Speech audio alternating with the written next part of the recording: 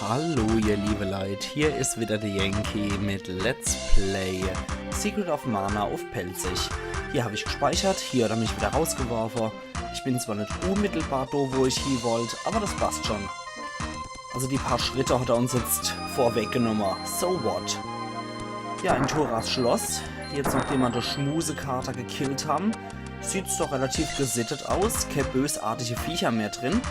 Und die Bs und Wicht-Hex ist wieder freundlich geworden, ist jetzt all die Oma ohne Zauberkraft, die kann nichts mehr machen. Von der ist keine Gefahr mehr. Aber die Gretel sagt was. Wir müssen zum Haken. Heinz, herrsch mich, komm sofort zum Wasserpalast. Oh, Entschuldigung. Heinz, herrsch mich, komm sofort zum Wasserpalast. Das war die Aquaria, die braucht mal Hilfe, ich muss sofort zu ihr. Ich komm mit. Ich muss zwar zu Hagen, aber Lei kann ich ihn sowieso nicht retten.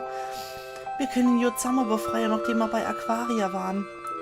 Ich will auch mit. Zu dritt ist alles viel einfacher, oder? Wie sie so dappig lacht. Ach ja.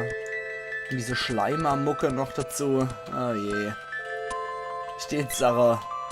Jetzt haben wir mal wieder ein festes Ziel. Ansonsten hätte ich halt gesagt Pandoria und da wurde noch so ein Tantalus erwähnt. Ja, mit dem werden wir noch Spaß haben. Aber mir, ach ja, die Gretel hat ja jetzt die Peitsch. Okay, genau, die wollte ich nochmal umverteilen. Oh, ja, so kommen wir natürlich nicht durch. So, okay. Pff, die rennt natürlich nur total episch hier in diese Bogenratterei. Helga. Helga, was du wieder schaffst. So. Ui, Floddermaus ist erledigt, allerdings. So, zack. Die steche ich ab. Zu Tode gepeitscht wird er noch nicht. Aber mit der Lanze aufgespießt. So viel ist ihm sicher.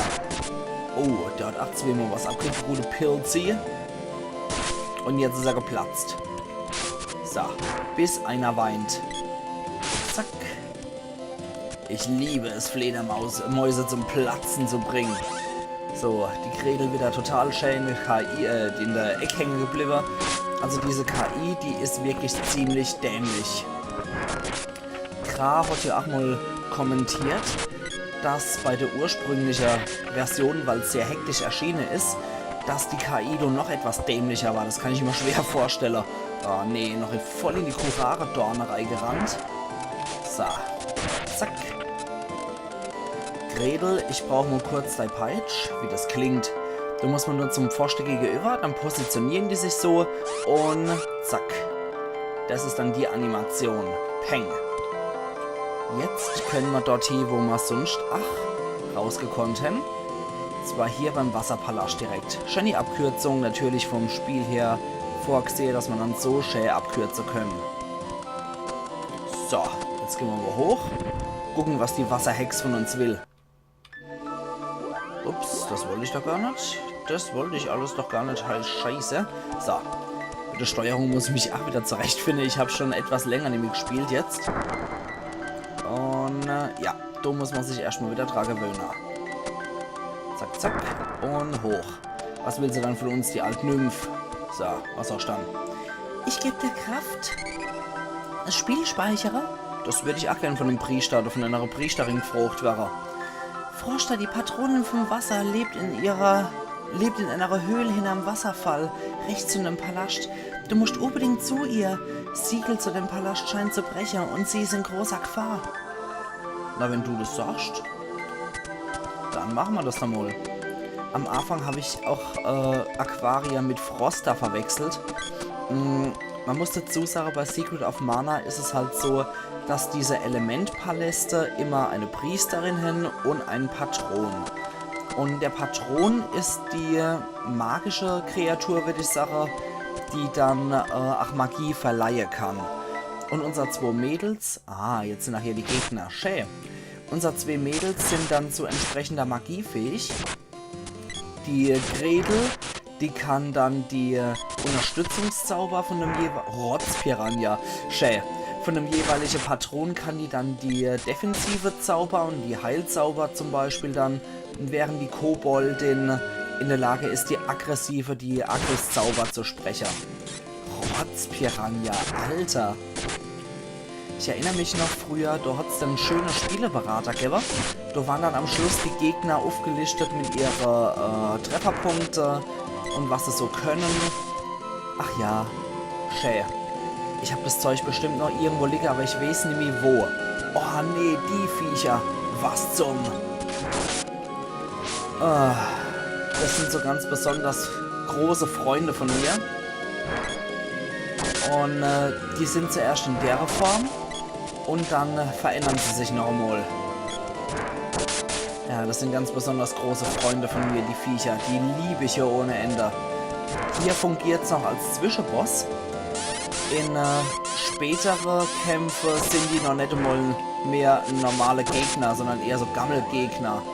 So, jetzt sollte aber die Helga unbedingt nochmal Gutzel schlucken. So, Helga, bitteschön. Und jetzt ist es so eine kleine Echse-Woche. Und die schämt sich, wenn man so schlägt. Ja, die ist jetzt auch ein bisschen fixer unterwegs. Man muss aufpassen, weil die in der Lage ist, unser Truppemitglieder zu fressen. Wie er das gerade sehr eindrucksvoll beweist. Und da muss man einmal draufschlagen und dann kommt es auch wieder raus. Also, für deine kleinen Dinos aufpassen, die können euch fressen. Ja, toll, jetzt hat sie Gretel geschluckt. So, und je länger man drin bleibt, desto mehr Schaden nimmt man natürlich ab. Jetzt nochmal aufladen. Und nimm das. Abscheuliche Kreatur. Kraftwasser, Level 3. Huiuiui, das heilt dann nochmal sehr viel. Fischechse ist erledigt. Ich wusste nie, wie die Echse heißt, aber jetzt weiß es dann auch wieder. Fischechse. Gut, die Helga hat sich geopfert, dass ich reinschlagen kann. Jetzt kommt wieder ein Zauber. Die haben normalerweise solche Gegner, ach so, Zauberanimationen. Und bei der ist es, wenn sie so drollig in die oder in die Welt reinguckt. So, also unser Koboldin ist aber auch schon echt ziemlich dumm. So, jetzt will sich wieder heilen. Und sie schafft's. Okay. Will sich nochmal heilen. Das könnte wohl so passen, ha? Aber es sieht so aus, als könnte sie nämlich zaubern. Ja, weil sie hat zwar die Heilbewegung oder die Zauberbewegung gemacht, aber es kam kein Kraftwasser mehr. Deswegen vermute ich wohl, dass das Vieh keine Mana-Punkte, also keine Zauberpunkte mehr hat. Nimm das! Scheuliches Bestium! Zack. Jetzt gibt's noch mal was mit grobe Kell und richtig auf der Wäsching. Nein! Helft mir! Okay, jetzt ist er erlegt. Puh, da liegt er. Klauenorb erhalten. Nicht schlecht. Gretel erreicht Level 11, das ist immer gut. Und die Klaue können wir aufmotzen. Das ist ja sowieso die Waffe von der Gretel. Die Musik verändert sich auch, wie man hört. Und da schwebt was. Ich danke euch. Mein Name ist Froschda, ich war euch Heiler. Von nun an könnt ihr über meine magische Kräfte verfügen.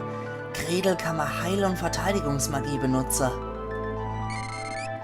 Kamehameha gemacht. Und die Helga haben einen Angriffszauber. Und auch nochmal so ein Kamehameha. Oder eine Genki-Dama. Oder in dem Fall eine Yankee-Dama. Und ich? An einem Tag wird dein Schwert mächtiger als jeder Zauberspruch von mir sei. Zur Not kann Gretel aus deinem Schwert ja ein Eiskling machen. Da kannst du auch die Gegner verzaubern und zu Schneemänner machen. Hier habt ihr noch eine neue Mana-Waffe. Ja, ein Speer. Geh mal. Sehr schön. Frosta schließt sich an. Oder Frosta ist für alle da. Ich muss gleich mal mein Zauber ausprobieren. Alle hopp, wenn du das sagst. Ich würde sagen, die Klaue lassen wir dann nochmal. Der Ackermannsheinz, der kann erst einmal das Speer haben. Ja, 14er ist halt ein bisschen weniger. Das macht nichts. So, jetzt mag ich nochmal kurz bei der Mädels reingucken, was er da so schönes haben. Das ist dann das Magiefeld. Wir haben insgesamt 10 Magiepunkte für die Helga. Und da können wir dann die jeweils andere Schutzpatrone noch wählen. In dem Fall haben wir Frosta, die Frostwelle, die ist sehr nützlich. Und der Energiesog ist auch nicht übel. Und das Säureregen verwende ich eigentlich nie. Das Beste ist immer die Frostwelle für 2 MP, ab und zu mal der Energiesog, wenn es notwendig ist. Und je öfter man es benutzt, desto mehr steigt es, glaube ich, auch auf. Ich glaube, das ist wirklich so. Und sie hat die Eisklinge, die Heilaura, das ersetzt dann die Heilkräuter und das Kraftwasser. Auf hoher Stufe ist das ein unverzichtbarer Zauber, also kräftig benutzer. So, Ackermannsheinz, zu dir habe ich gesagt, du kriegst das Speer. Nein, das war bei der Helga jetzt, verdammt. Die Helga sollte doch... okay, das war jetzt etwas dämlich, wenn man nur einer hat zum Auswählen, dann dreht's am Rädchen. Die Helga hätte ich gern mit der Axt und der Ackermannsheinz, der kriegt das Speer. So. Haben wir nämlich da jetzt auch mal eine Fernkampfwaffe, die wir verwenden können. Und der kann eigentlich auch relativ praktisch sein, das Speer. So. Pfeil und Bogen ist natürlich eigentlich eine sehr nützliche Waffe. Säureregen Level 1. Heinz Abwehr ist gefallen. Und die Helga erreicht Level 10. So. Okay, alles kräftig drauf auf die Schniss. Heinz Zauberschwinden. Okay. Gut, dass er nicht zaubern kann, der Heinz. Und als wieder drauf mit unserem Speer. Als nein, der hohle Rotz-Piranha-Kopf. Und einfach nur hirnlos stehe mit Speerwerfer. Helgas Waffe-Level ist gestiegen. Die Axt erreicht Level 1. Wenn das nichts ist. So. Dann gehen wir jetzt nochmal zum Wasserpalast rein und lassen uns nochmal von der Aquaria heilen. Geh schon hoch. Zack. Der eingerannt wie ein Bläder. Ich finde es auch sehr lustig, wie die rennen. Vor allem wie der Heinz rennt. Sehr. Auf Treppe können wir leider nicht rennen. Aber da. Das wird auch noch lustig. Hier ist auch noch mal später Kampfarena. So viel kann ich mal verroten. Ach ja. So. Hi. Ich geb dir Kraft. Spiel magst du auch noch speichern? Ah, natürlich. Mit Frosters Hilfe kannst du Orbschalter im Lavatempel betätigen, um die Lava zum Erkalten zu bringen. Na, wenn das nichts ist. Okay. Jetzt weiß ich noch nicht mehr, ob wir zum Lavatempel müssen oder ob wir zum noch Pandoria müssen. Aber ich glaube, der Lavatempel ist tatsächlich unsere nächste Anlaufstation. Dazu müssten wir nochmal zu den Zwerge runter. Das heißt, wir gehen am besten so.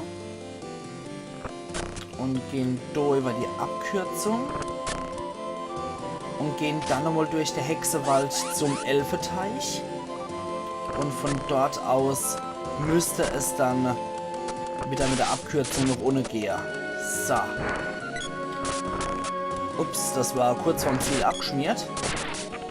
Dann habe ich noch abschmeißen können und der ist auch schon kaputt. Gut. Bogenratte ist erledigt. Wie im richtigen Leben. Und 34 Goldmünze, auch nicht schlecht. Aber Helga. Bei dir hätte ich gerne was Verhalten geändert. Und zwar hätte ich dich gerne auf Stufe 1, damit du deine Waffe auch auflädst. Ups. Oh, irgendwas habe ich trotzdem getroffen. Auch nicht schlecht. Zack, der ist kaputt. Oh, nur 18 Schadenspunkte. Ah, 58. Das ist schon besser. Das entspricht schon eher dem Schaden, den man mit dem aufgeladenen Waffen macht. So. Dann als weiter durch. Hier rum. Jetzt brauche ich mal kurz die Helga mit der Axt. So. Dann wieder zum Ackermannsheinz. Zack. Also ich mache es auch immer so, dass ich eigentlich so viele Gegner wie möglich auf dem Weg erledige. Dann können wir nicht nur leveln auf die Art und Weise, sondern kriegen auch noch ein schönes Waffe-Level. Also ich finde es schon wichtig, dass man das macht. Gerade in so einem Spiel mit so einer Waffevielfalt, wo man immer mal wieder tauschen kann, finde ich persönlich wirklich sehr gut. So. Dann spielen wir mal kurz... Autsch! Spielen wir mal kurz die Helga. Und geben dennoch die Schniss, die es verdient haben. epische Bogenratte. Und das auch noch in Doppelformation. Mistviecher. Irgendeine... Ah, das Gredelwaffe-Level ist gestickert. Dann zeig mir doch mal deine tolle Peitsche-Trick. Dann hast du bestimmt parat auf Stufe 1. Man muss halt dazu sagen, auf höhere Stufe sind die Moves natürlich echt sehr cool. Auf Stufe 1 und 2 ist das noch etwas erbärmlich, aber je höher das Waffelevel, desto geiler der Move. Okay, die hängt wieder episch in der Hecke rum. Dann machen wir die mal auf einen Punkt und machen die so platt. Ups, ouch, da war ich jetzt als Puffer davor. Ja, dann peitscht er doch. Mädel. Mädel hinter der Heck. So. Alles muss man selber machen hier in dem Laden. Furchtbar. Okay, jetzt aber wieder der Ackermanns-Heinz. Die kriegen wir auch so, denke ich. Zack. Und zack. Die Koboldin hängt ja auch noch ein bisschen hinten dran, muss man sagen. Und jo. Deswegen macht die auch noch etwas weniger Schade. So. Moment. Das wollte ich nicht. Ich wollte Renner. So. Oh nee. Sogar durch die Tulpefelder brauchen wir unser Axt bzw. unser Schwert. Schlimm. Ihr seid mal ein paar Knetköp. Och nö, Mädel. Du dappische Gretel hinter der Heck. Das gibt's doch gar nicht so. Plumpskuh. Mann, Mann, Mann, Mann, Mann. Also manchmal freue ich mich echt, ob man der KI so als die Pinkel waren, während Hirn verteilt worden ist. Mann, Mann, Mann. So. Dann müssen wir so lang hier.